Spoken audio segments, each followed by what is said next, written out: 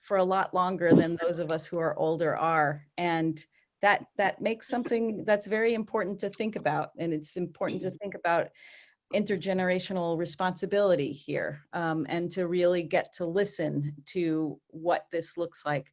The other thing I was thinking about is that, when Jesus told people to let the children come to him, it wasn't because they were cute. That's not it. Jesus knew that younger people see more clearly. They've had less distractions. They've had less hurts that bind up their minds than those of us who have lived longer. And we just always, on any topic, have a lot to learn from the perspective of younger people. So I really think it's brilliant that you all have agreed to come and talk to us. And yeah, and I hope that you will get something great out of it too. I think how we're going to do this is we're going to start with a panel of, I guess, 4 folks: Ethan, Kira, Veronica, and Claire. Is Claire still here? Yes. And the adults are going to be muted, but you can, if you have questions, you can put them in the chat, and I'll get a chance to look over those later. So we'll start there, and then I'm going to also ask a little bit of some of the young adults who are present, and then we'll see how much time we have left and where we go from there. But if you put your if you go to speaker view, we don't have the ability to do a panel. We'd have to be a webinar to do an actual panel where you only see the people talking. But if you go to speaker view, it may be a little bit less distracting. And I have 4 questions that I'm going to ask each of them of the 4 young people I named for the panel, and an intern, and then we'll go from there. So let's see. Ethan, let's do this order for the first question. We'll do Ethan, Claire, Kira, and then Veronica. But I'll also just call on you each time. So the first question I have for each of you is, when did you first begin to understand the situation around climate change, and how and where did you learn? So Ethan, would you be willing to speak to that question? Yeah, so I kind of first learned about climate change in 6th grade. My history teacher, Mr. West, was very adamant about the fact that something needed to be done, and that we spent a lot of class periods discussing different things that were being currently done and things that could be done in the future. This was while my family was living abroad in France for a year, and it kind of helps broaden my worldview from small town in Michigan to a much more global scale, and it was quite eye-opening. Ah, great. Do you remember if there was like a fact or two that most struck you? I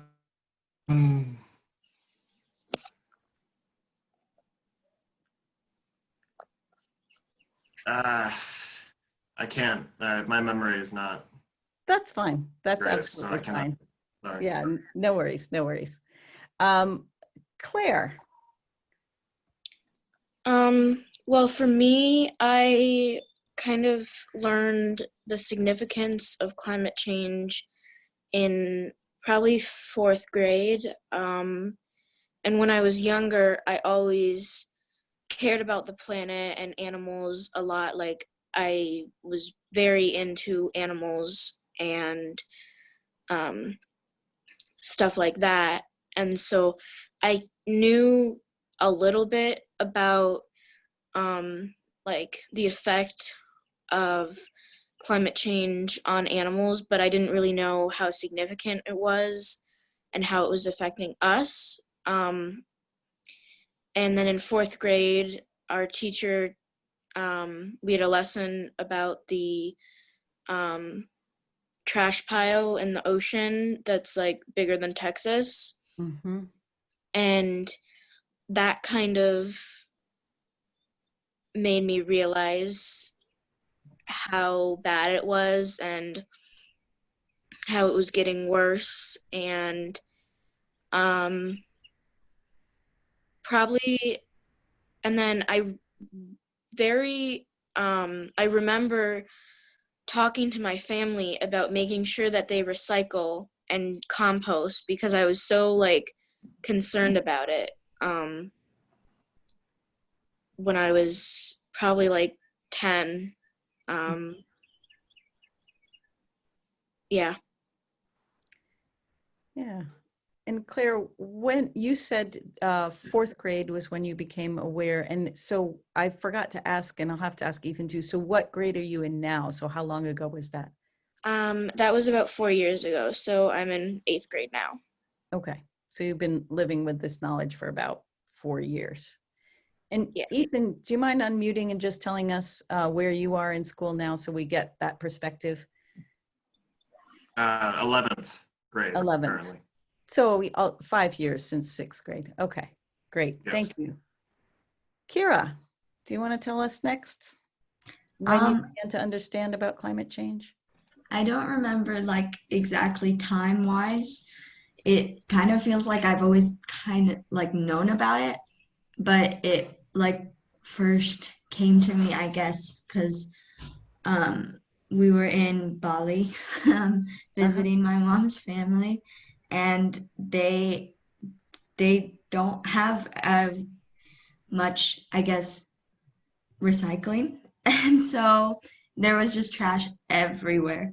And like I think, and even it was like on the news over there saying how climate change was affecting them. And I think that's when I kind of knew that it wasn't just something in the US, I guess. Mm-hmm. Do you remember anything about what they said about how it was affecting Indonesia? Well, the capital of Indonesia, Jakarta, now is the most polluted city in the world. I think just this year. And so they're like, it's really affecting, especially the water. Mhm. And so they're trying to do something about that. I'm not really sure. Okay, great. Thank you. Veronica? Okay, so I don't know exactly when I first learned about it. I think I just like started picking up stuff when the news was on and different stuff like that.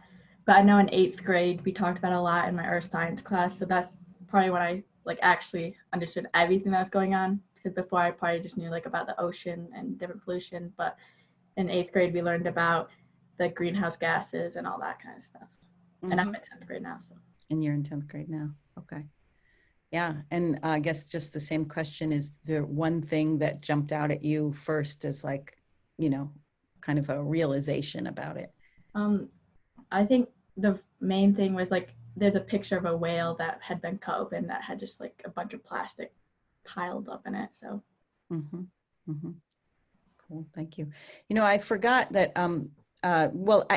Lydia, let's see, I don't have gallery view on. Lydia, where are you? And would you like to be part of this panel, or would you like to speak after, as in the sort of young adult cohort? I meant to ask you that. Sure, I can talk now. Okay, great. Yeah, so I don't remember really the first time I learned about climate change, but one like significant thing was when I was in 8th grade, my dad, he told me that to raise 1 pound of beef, it takes, I think, like 1,800 gallons of water.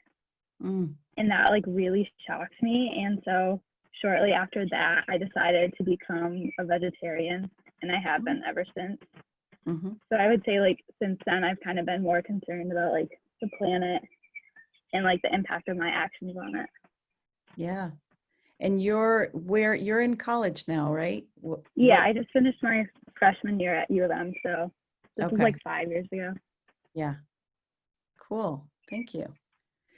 All right. So we're going to, with each question, we'll switch up the order a little bit. Let's see. Claire, so my next question is, what is upsetting to you about climate change, and there can be lots of different kinds of upset, you know, fear and anger and sadness, any of, you know, in any way, what is most upsetting to you? And so Claire, yeah, would you answer? For me, it's that this is such a big problem, and it's not being dealt with like it should be. People are going about their daily lives and not recycling, polluting.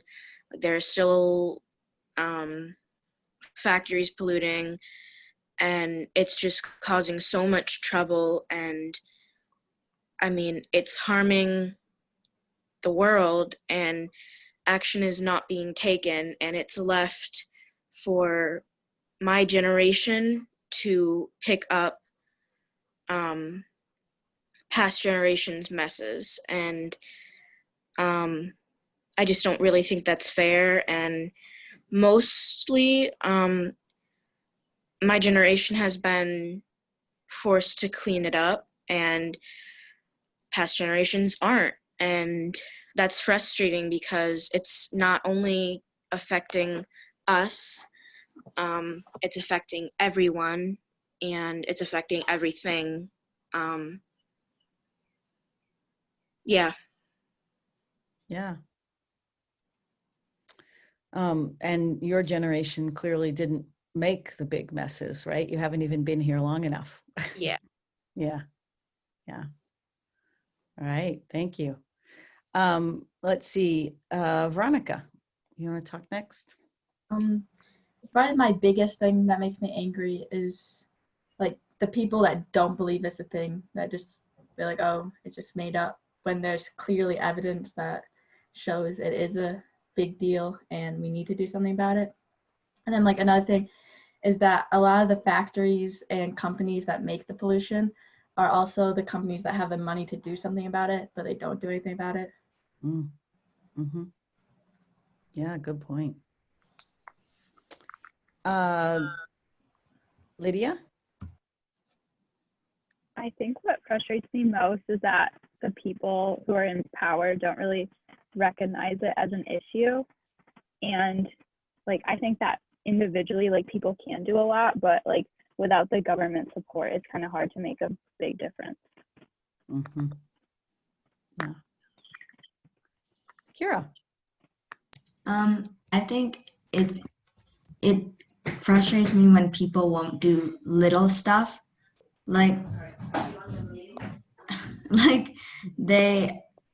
you can do one thing, like you can try and not eat meat for a couple meals. You could recycle, I guess, or little stuff. Like, I feel like there's a lot of people that think that they have to like do the extreme, and you don't.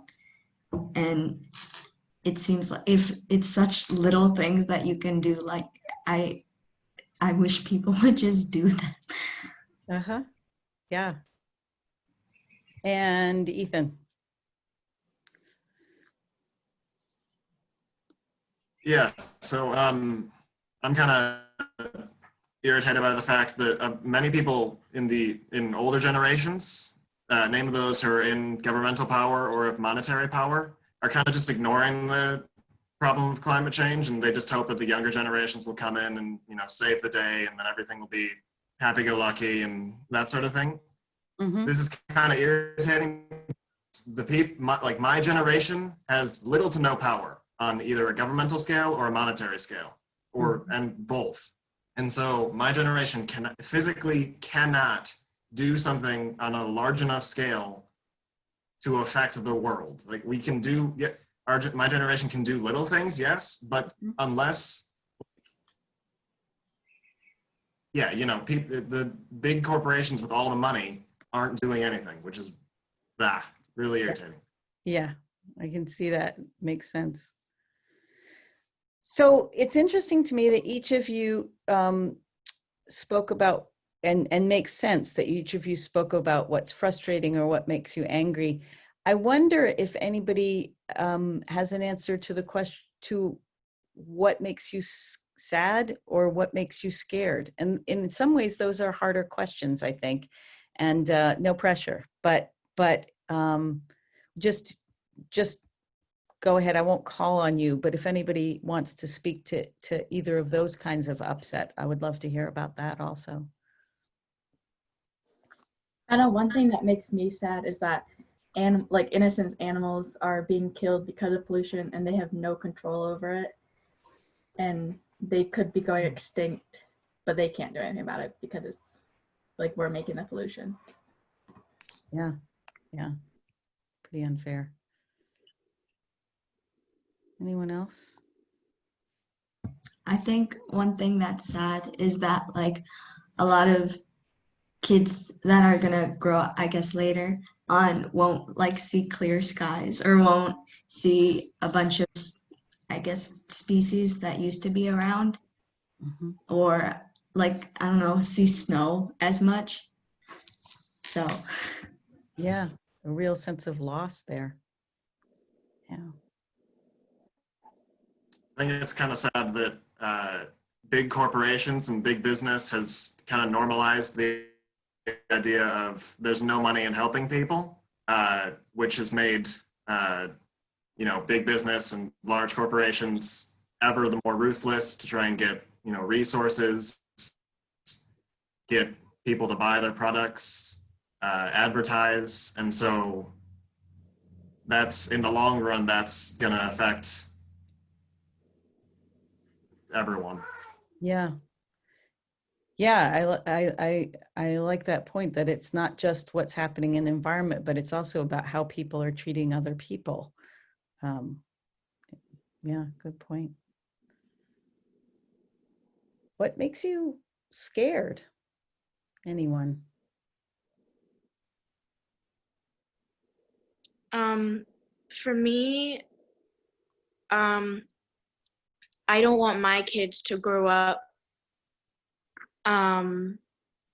not being able to go outside and play in the woods or something like that, because for me, being outdoors has been a big part of my childhood. And like when I was younger, I spent a lot of time outside, and I love going up north and walking through the woods, and I feel like that is a very important part of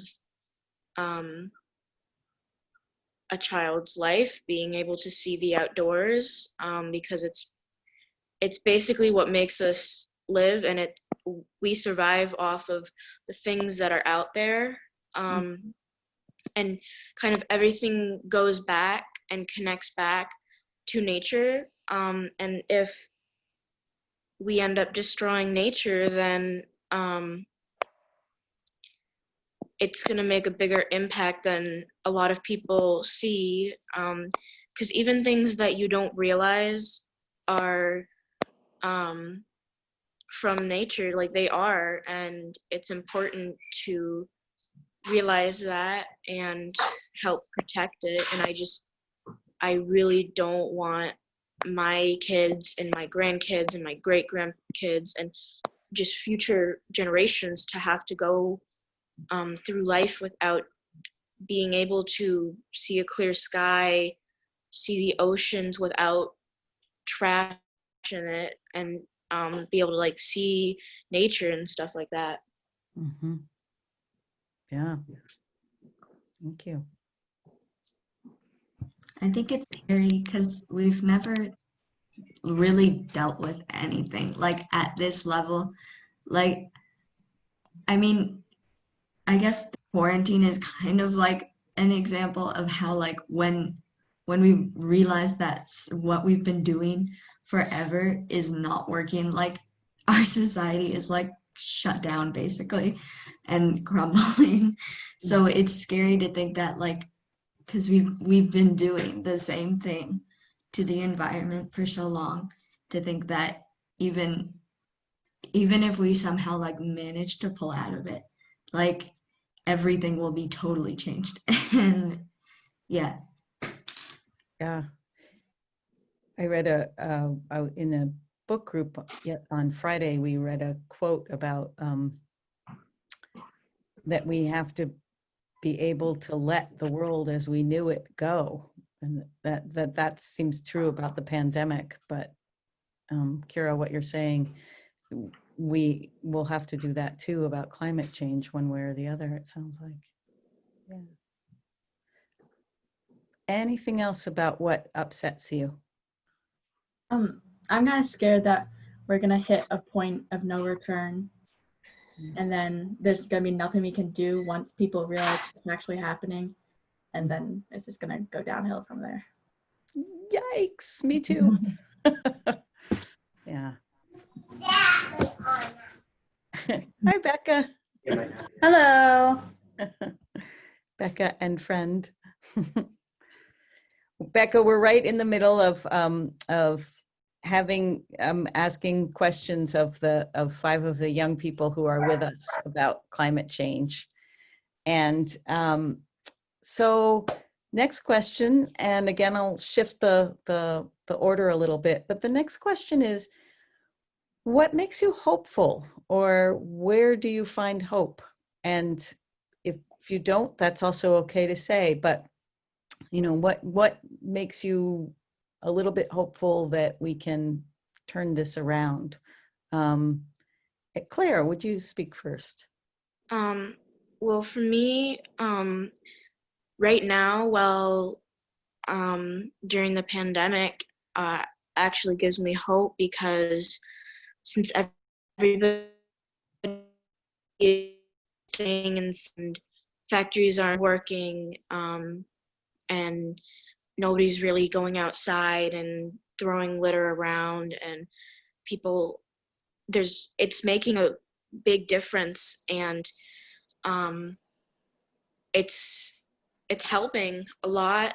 And for the first time in a really long time, a lot of places have been able to see clear skies, because everybody is just not doing what we've done before. And if things can continue, not like what's happening now where everybody has to stay inside, but just everybody leaving less around for others to clean up, and not as much like pollution and smoke from factories, just limiting everything, that will make a big difference. Like, small things go a long way. And I feel like, I mean, that just gives me hope that we might be able to turn this around. And I guess another thing that gives me hope is, like, before technology became such a big deal, climate change wasn't as big of a deal. But now that there's way more factories, and people are cutting down trees and stuff like that, climate change is a way bigger deal. And so I feel like if we've survived in the past with little technology and stuff like that, then maybe we could do it again. Yeah. Great, thank you. Ethan.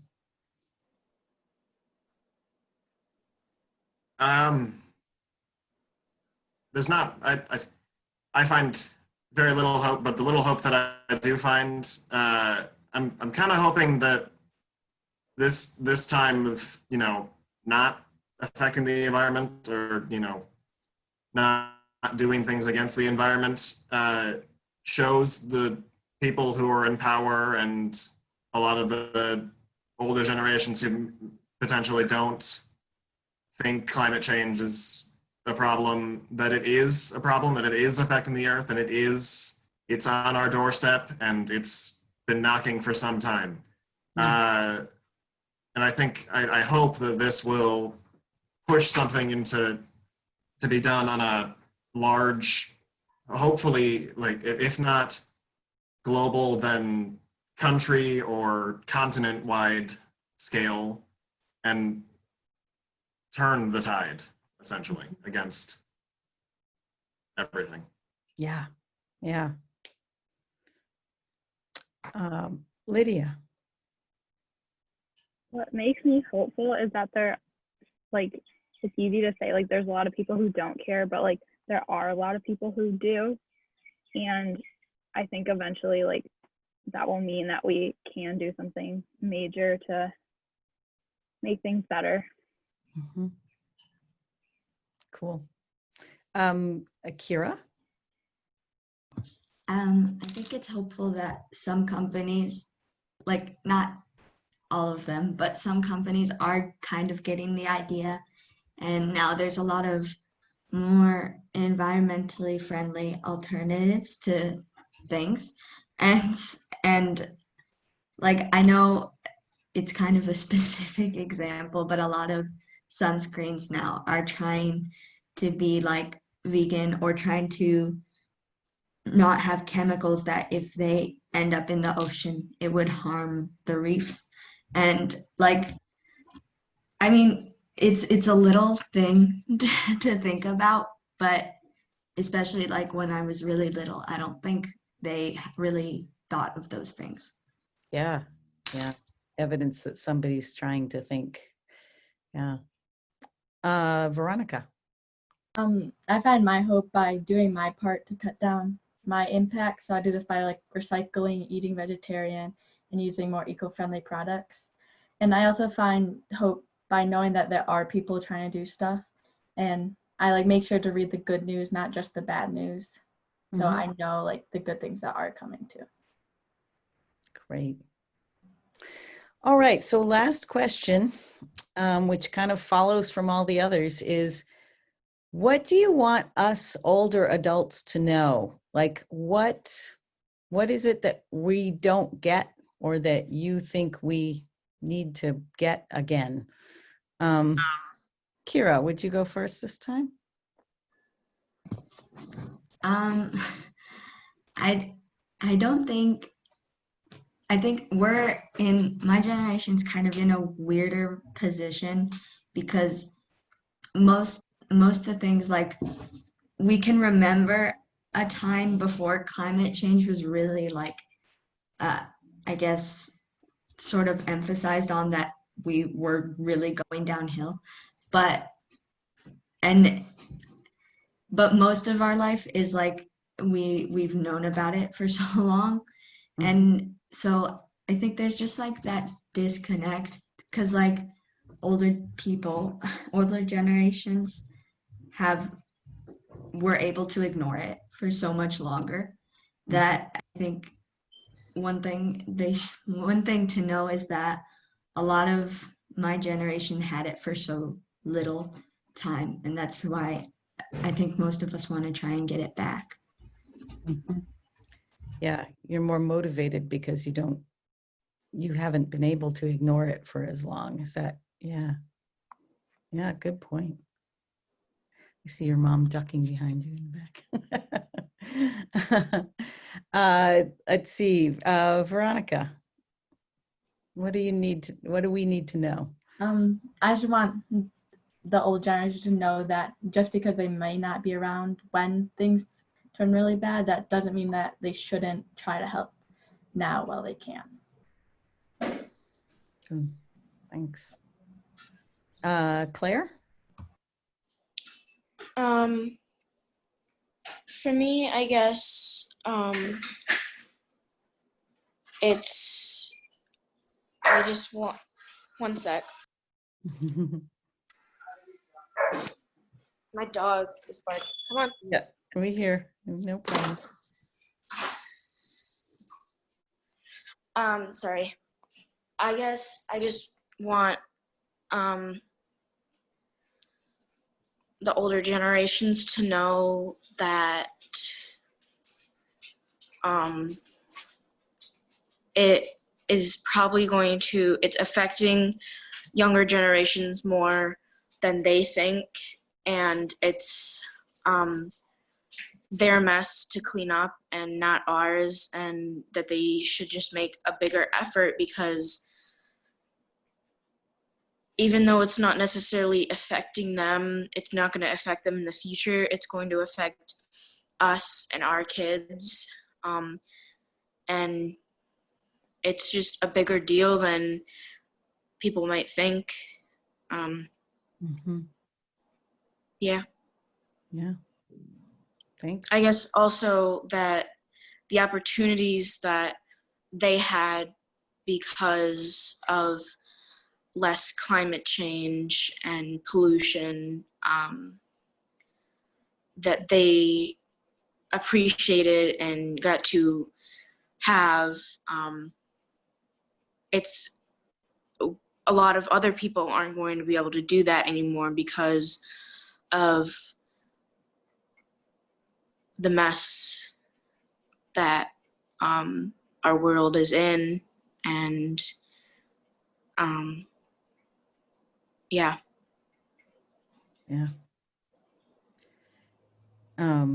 Basic fairness. Lydia. Yeah, I agree that older generations might not see it as such a big deal as like we do, and like what like it definitely affects like some like decisions like I have to make in my life. Like, do I even like want to have kids if they're gonna inherit an earth that's even like worse than this? And that kind of thing is like scary to think about. Yeah, it really is.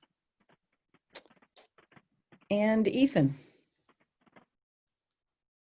I would like to mainly tell the adults in power, either in the governments or in large corporations, that every empire in the history of humankind has fallen, and that they can't just throw money at this problem and only try and protect themselves. It's simply not feasible to think that my generation, a portion of which will graduate into an economic recession, that we can suddenly rise up and just like, snap our fingers and have enough, power and money to save the day. That's simply not possible.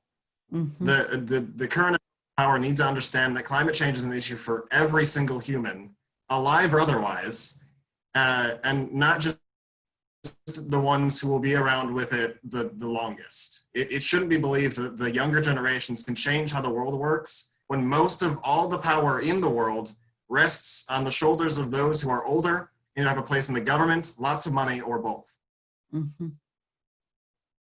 Well said. Well, thank you all. This has been great so far. We're going to now turn and let some of the young adults under 35 speak. But I want to say to each of the five of you that if you remember other things you wanted to say while we shift our focus just a little bit, just raise your hand either, this way or the way you can do in Zoom. And I'll try to keep track of that. And or you could put something in the chat and let us know that you wanted to say something else. So let's see. Amy, where are you? What would you like to add to this discussion from your perspective about climate change? I think what I'd add to the discussion is just, it's a lot of what these guys have already talked about, all of the issues surrounding things. And especially, I hear you guys when you say you feel like you don't have a lot of power to affect change. At the same time, I'd say, the smallest voices can sometimes be the ones that do affect change. So keep using your voices. I'd encourage you to keep using them. But for us who are in, the next generation ahead of you, I think, it's really my generation that needs to step up to the plate. And largely we do, but we're a lot like you are, that we don't have the resources or the ability to affect those changes as easily. So, for us, what you see is we see people doing more demonstrating, you know, going to the pipelines and going to the deforestation places and trying to affect change that way by civil disobedience. But it's a slow uphill slog, and climate change is a real issue that needs to be addressed. So, I guess my fear is that we aren't doing enough quickly enough. And at the same time, I'm looking at what's happening in the environment just because of this pandemic and the fact that we've had to stop and the changes that have happened environmentally just by having to slow down.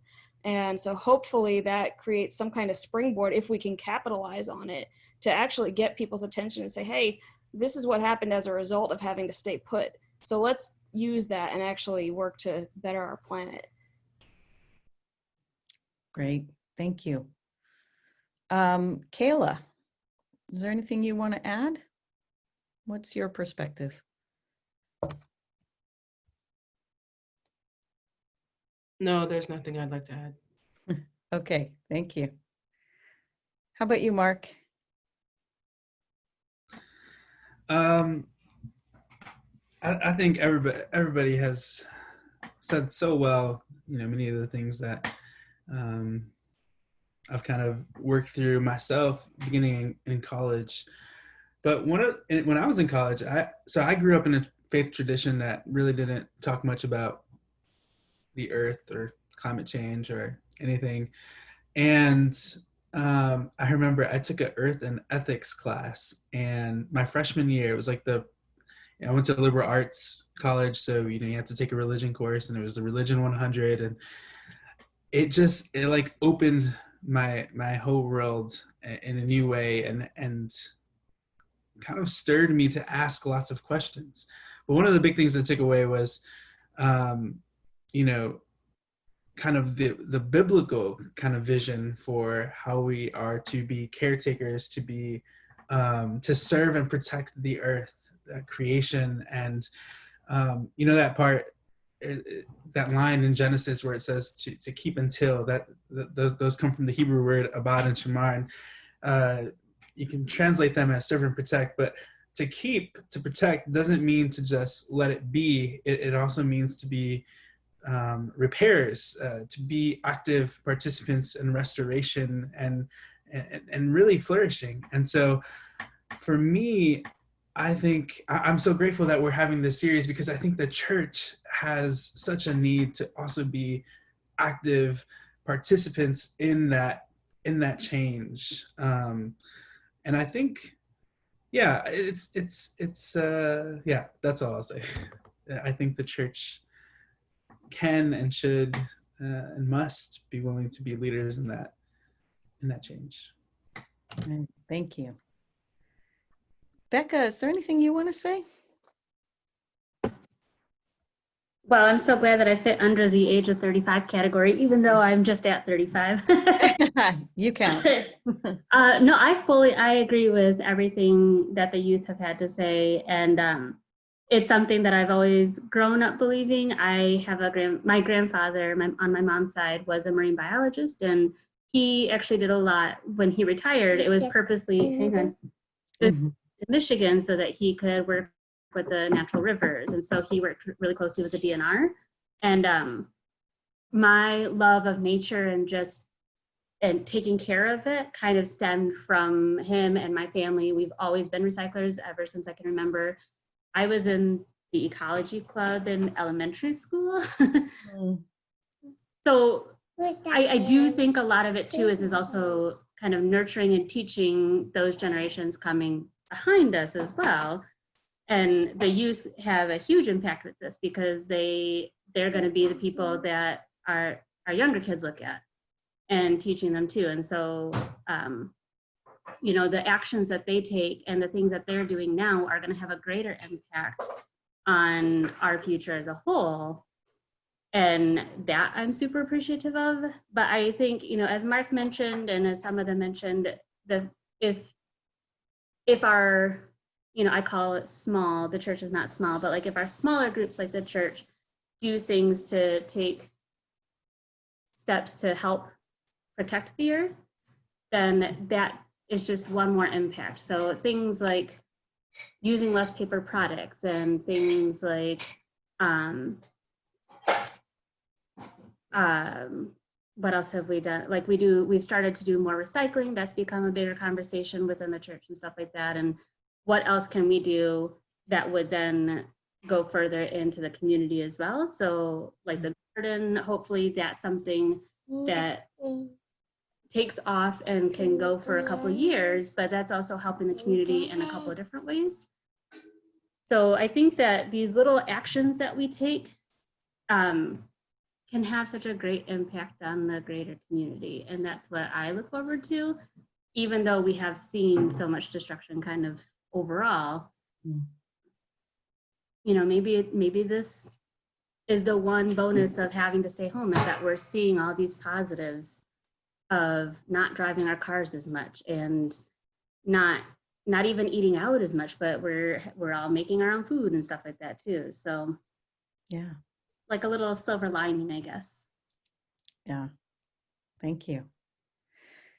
So I just have had an idea that I hadn't thought through ahead of time, but I want to try it, which is I now want to turn in to the us older adults, and I'll do the same thing and call on people. But I think one of the things that's really hard about being young in this world is even when you say something, you don't know if anybody's listening, because young people are not considered the leaders, you know, in the world, although they clearly are, as we have heard today.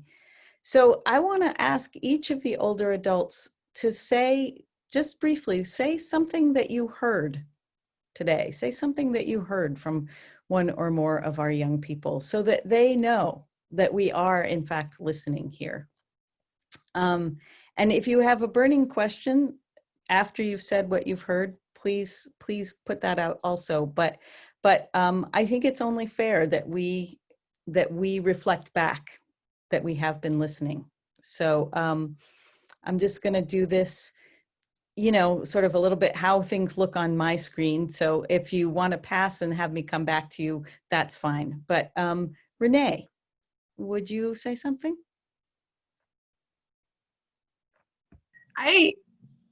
It's interesting the things that we've said about this pandemic. This pandemic in some ways was caused by climate change. You know, if people have said, you know, done some analysis about the whole process, and I think that it's tragic, you know, for that many people have gotten ill and died. But I think it has been, if anything has given me hope, it's this whole stay at home and stop and think. And I cannot tell you how much our neighborhood has just gone into like mode, you know, of everybody has to plant stuff and everybody, and, you know, thinking about things, just simple things. And I think in some ways, in some ways the pandemic has given me hope, because it's, you know, people are now reflecting on these things. And I also think that what's my other thought? I can't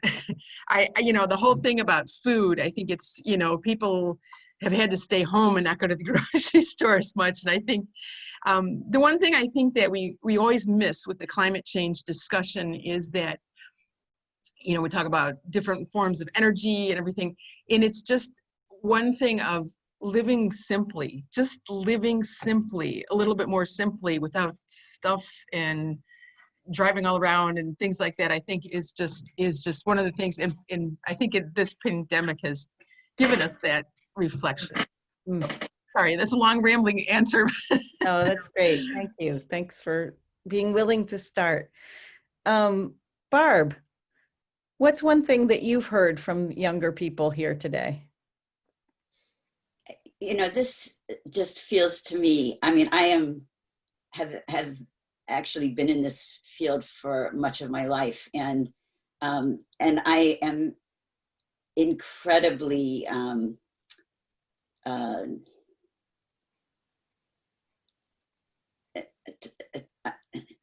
disturbed by what's happening and where we're headed. And this discussion today it's so hopeful to me, because to see so many people of so many ages coming together around the importance of this issue, and to see the church taking a leadership role in bringing all of us together to say, what can we do? And to hear the insights, the incredible insights from the younger generations about this really important issue, just gives me so much hope. And I think that figuring out what we as a church, what we as individuals, and what we as a church, and what we as part of a larger church group can do in order to make a difference, I think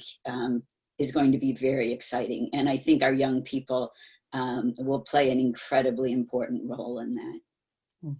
Thank you. I'm going to jump in and I'm going to go next. And I'm going to say that one thing that I heard each of you say in a number of different ways is, this isn't fair.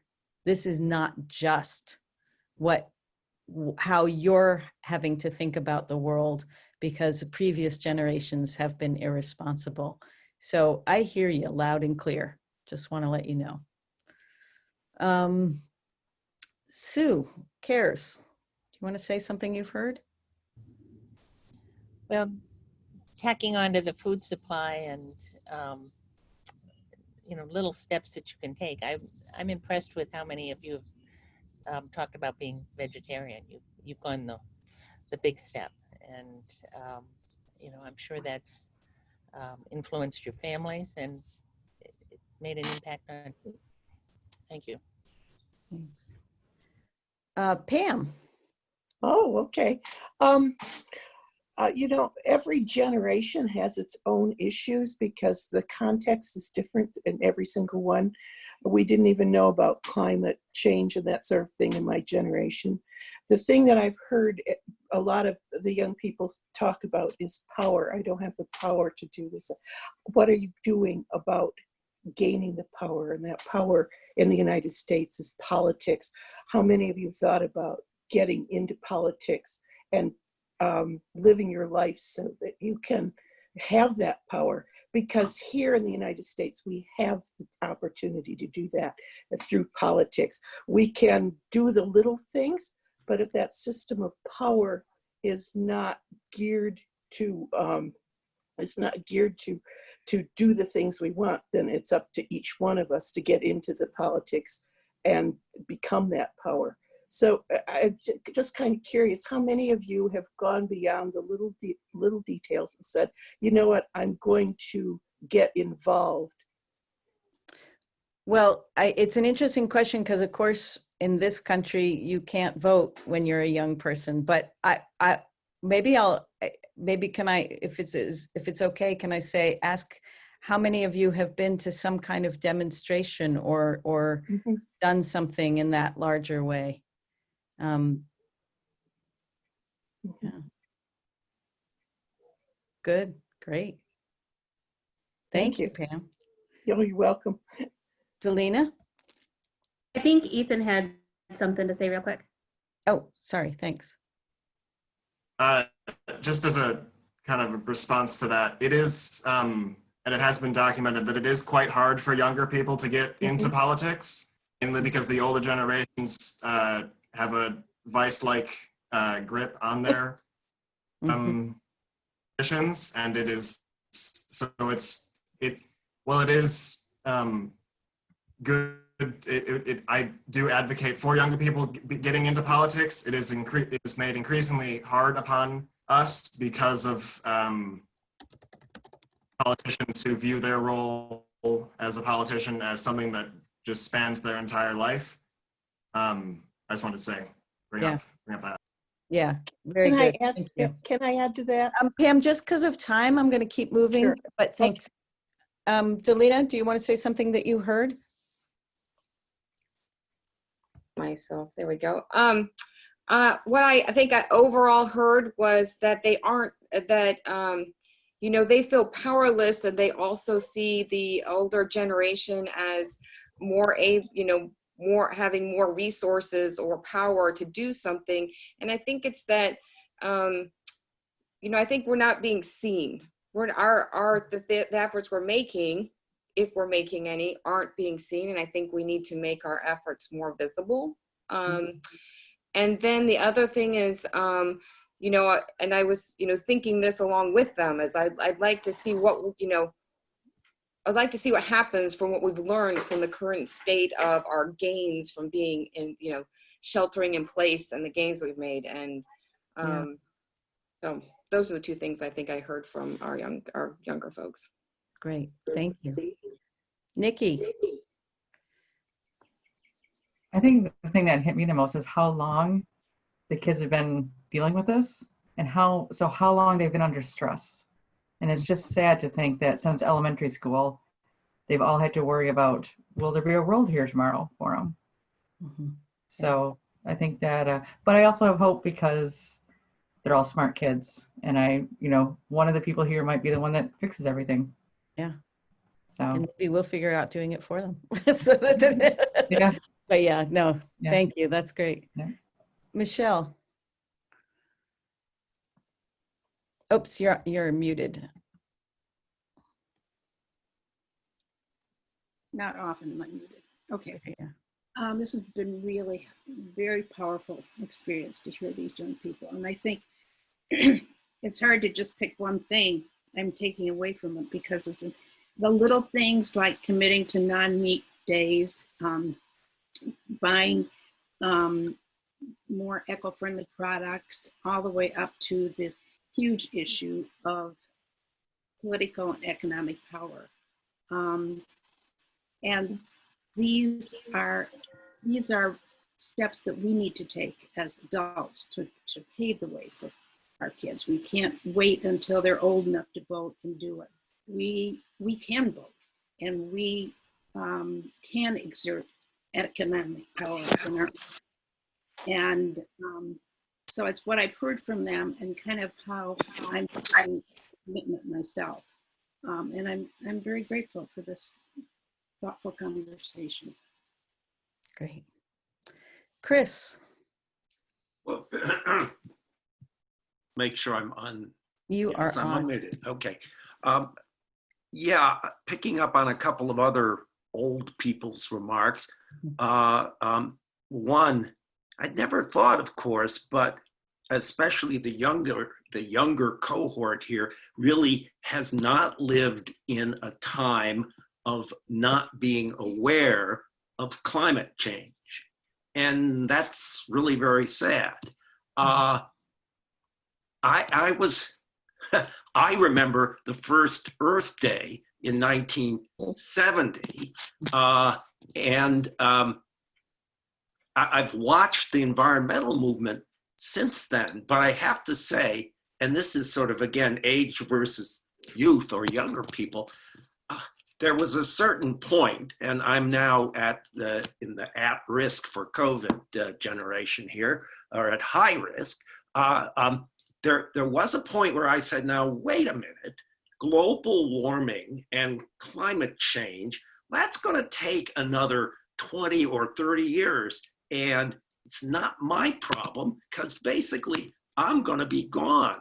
And that's what anyway, one of the things that has frightened me, and this is again picked up as I listen to the younger people, is that the pace of global warming is increasing. So that I may be dealing with these things that in my lazy way, I thought, well, hey, our son who graduated in 2008 from college, so that's the first generation of recession, and heaven help you who are heading in there to graduate in the 20s, because I think this is going to be worse than the so-called Great Recession.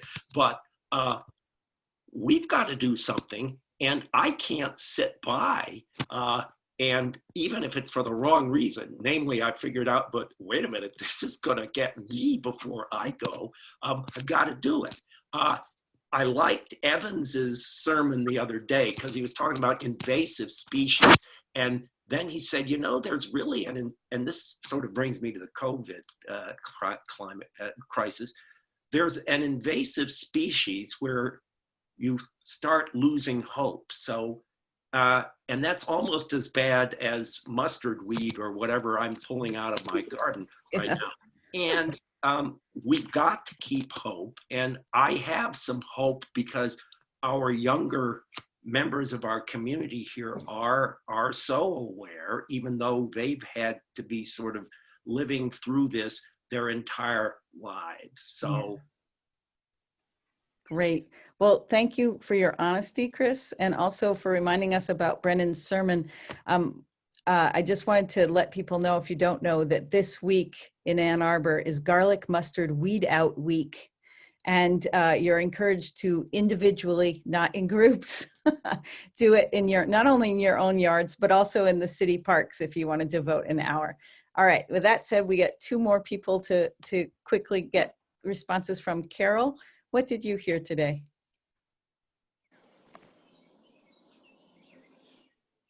Oh, wait, you're muted, honey. Better? Yeah, yep. There you go.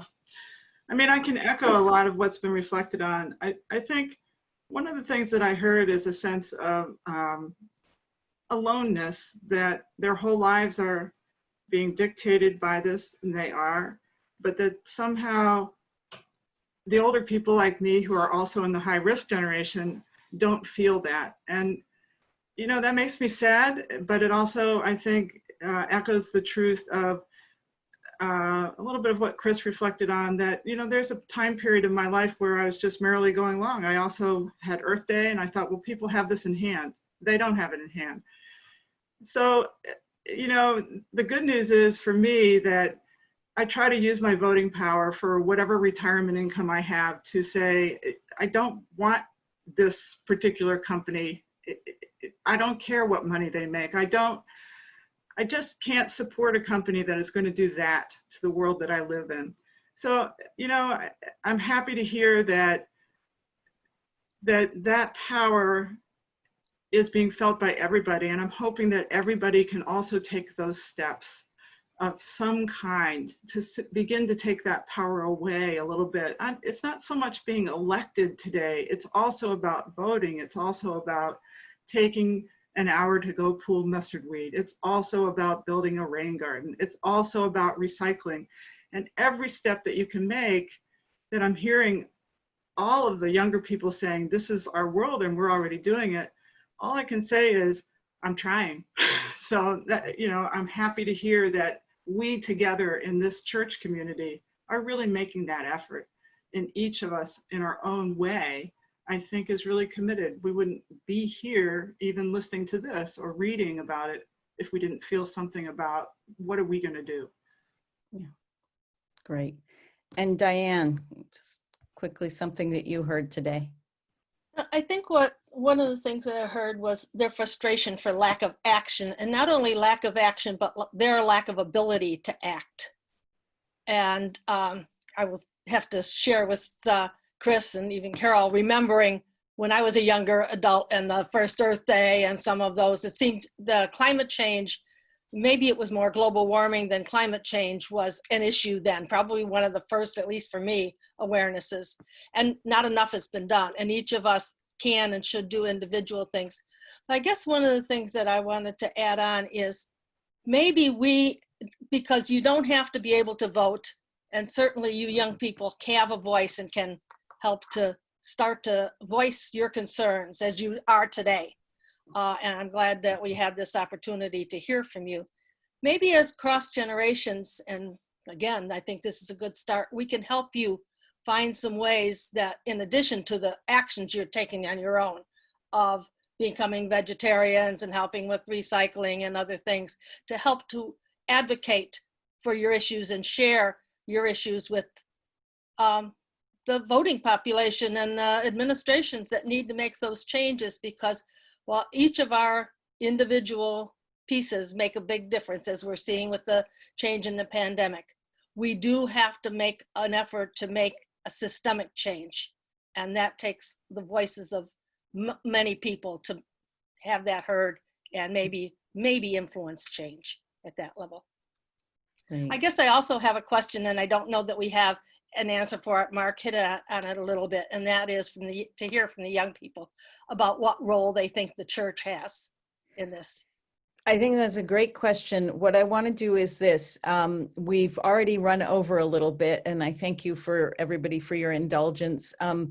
Amy, if you would unmute us all for a minute so that we can give a hand to everybody who shared their perspectives with us today. And, you know, some people may have to go, and that's fine, but I want to thank you all again and say that what I hope can come out of today is that we think more consciously about partnering across generations. And, you know, this is a big one. This is, none of us gets out of this until we all get out of it. And so we need to work together. So I thank you again so much for being willing to share your perspectives with us today. It's been great. And if anybody wants to and can hang out a little longer, Diane's question, do you want to repeat your question, Diane, and we can continue? And what to the young people, what do you think the role of the church in general, but even specifically First Pres, can have in this, in the climate change? Because I know younger people are often questioning the effectiveness of the church, and it seems to me this is a good place to hear how you think we can make a difference. Just unmute yourselves if you have a thought there. No order, don't need to be called on. I think the general, for the Christian church as a whole, the acknowledgement of climate change. I understand that there are lots of different, sections of Christianity, and a lot of them hold very differing beliefs, and a lot of them don't agree with each other at all. But I think as a church on a whole, as we are one Christian religion, we should kind of acknowledge the fact that it is a thing, and that we have to advocate for it instead of just ignoring it or saying it's not real, it's not there, science is wrong. I think that people can have their views on science, but there is evidence, the non-scientific evidence, that states clearly climate change is real and happening. Mm-hmm. Yeah. Any other thoughts, Kara or Lydia?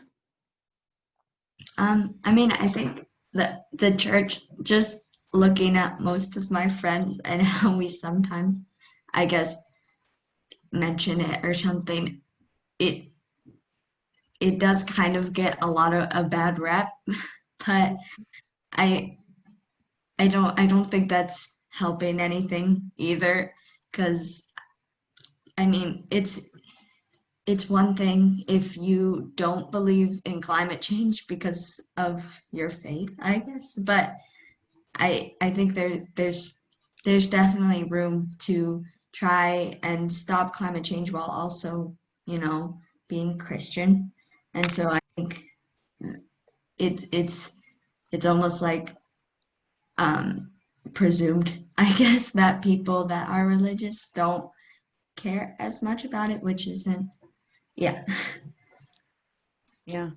It's ironic right now, our church has the theme, make God's love visible. And this certainly seems to me like a way that we could do it is by paying, and have been, by paying attention to this issue. That's why this whole series of sermons and this set of conversations, I think, is so important, because I agree. I think the church, whatever the church, quote unquote, is, it gets stereotyped in a way that frankly is unchristian and contrary to what to the Bible texts we've been talking about for the last 4 weeks. And and I don't know how to fix that, and it's my generation that's done it, and it's bad. Thanks, Chris. Lydia, did you want to add anything? Yeah, I would agree that this awareness like raising awareness that the church has done recently around climate change is like really cool. And maybe another thing that could be done kind of when it's more possible is to like organize events just around like helping the earth and that kind of thing. Mm-hmm. Yeah, we that was part of the plan for this series, was to be doing activities and events, and then COVID happened and we haven't been, but we will be organizing things as soon as we are able to back out in the world. Susan? Mm-hmm. Yeah. I didn't know if the young people were done answering. I just wanted to say something. I really don't like even talking about this topic because it's so, to me, it's like almost overwhelming and depressing and everything. But to the young people, I also want to say, and to those who are talking about the first Earth Day, we have had some progress of things like the Clean Water Act, the Clean Air Act, and I don't know if some of you are old enough to remember. I remember when our rivers were like, I don't remember it, but I remember hearing about rivers being like open sewers, and you know how bad things were, and the whole Earth Day and the whole environmental movement was spurred on the fact that, you know, Cleveland's river started on fire because it was so oily and disgusting. And so I think that it's another topic, and it's another, you know, there are things happening, but I do want to say, I think there are rays of hope, and we often have to look and like things sometimes too, and say, yeah, but there were things that are in the part that are getting better. And I have hope. To young people, I have hope that, yeah, I mean, I hear you and I think, oh, this generation is so aware and so good about these things, you know. Yeah. Renee, do you want to say, I don't know if everybody here knows that you are a scientist and what it is you do, because that just adds even more heft to what you've just said. Well, I mean, I'm an ecologist, but it's I guess an ecology, aquatic biologist, I guess I classify myself. But I think that my whole life was shaped by high school teachers, you know, talking about these things and how you live your life. And, you know, and I just think it's, I don't know. I guess when I think about all these things and you get overwhelmed by it, to me, it's just so overwhelming that, and I can't imagine what a young person would be thinking about how overwhelming it would be. But anyway, yeah. Yeah. But I can step in rivers now without fear of god-awful diseases in them, but yeah, all the other things. So it's true. All right. Well, once again, thank you all for being here and giving up 1 hour of this gorgeous day. And now, with blessings, I send you back out into it. Take care. Susan. Thanks Bye-bye. to the young people. Thanks, Susan. Thank you, young people. Thank you, young people. Thank you, everybody.